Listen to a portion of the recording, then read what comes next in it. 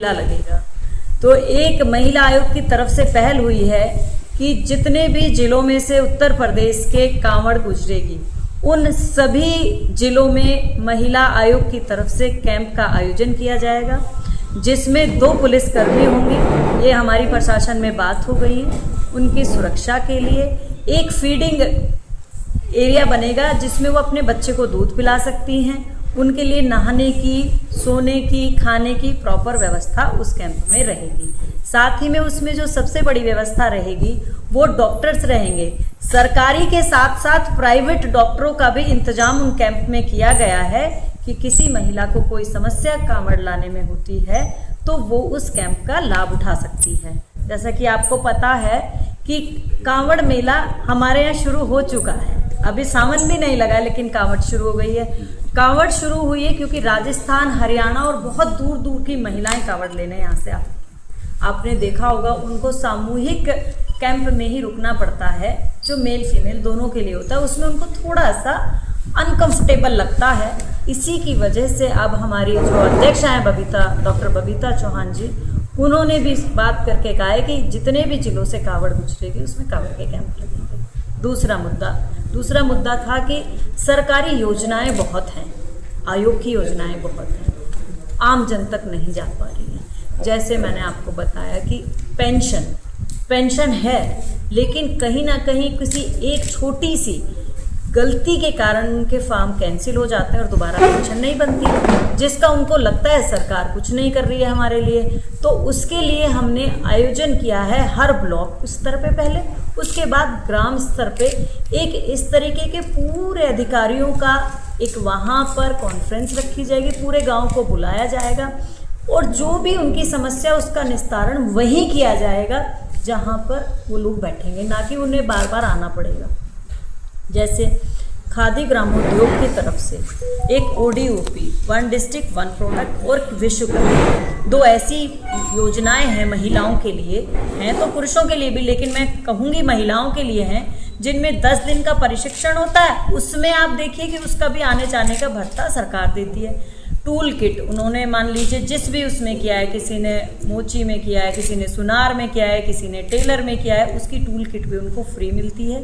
और जो उनको एक प्रमाण पत्र मिलता है, उस प्रमाण पत्र पे उनको सबसे बड़ा फायदा क्या होता है कि उस प्रमाण पत्र से उनको लोन मिल जाता है। इस तरीके से आयोग की हमारी योजनाएं हैं, जिनकी सिंगल पेरेंटिंग यानी मदर या फादर में से एक एक्सपायर कर गए हैं या डाइवोर्स हो गया है, उनके बच्चों को आयोग की तरफ से हमारी सरकार की, हमारे मुख्यमंत्री जी की बहुत अच्छी योजना है कि 4000 रुपये महीना उन बच्चों को तब तक दिया जाएगा जब तक वो बालिग ना हो जाएं और अपने पैरों पे ना खड़े हो जाएं।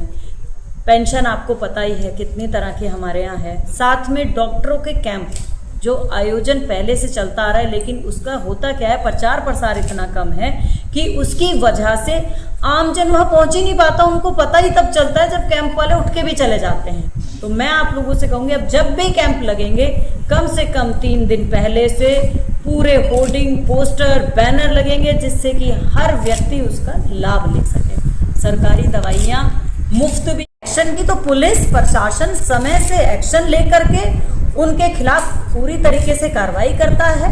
बाकी जिस भी स्तर से कार्रवाई तो अच्छी होती है, लेकिन वही है कि मानसिकता जब मैडम मेडिकल कॉलेज जैसे बड़े संस्थान में दुष्कर्म की शिकार हो रही है किशोरी, इस पे क्या मतलब महिला आयोग ने क्या संज्ञान लिया है? देखिए, वो मैंने अभी कहा एक्सीडेंटल वो प्रकरण था।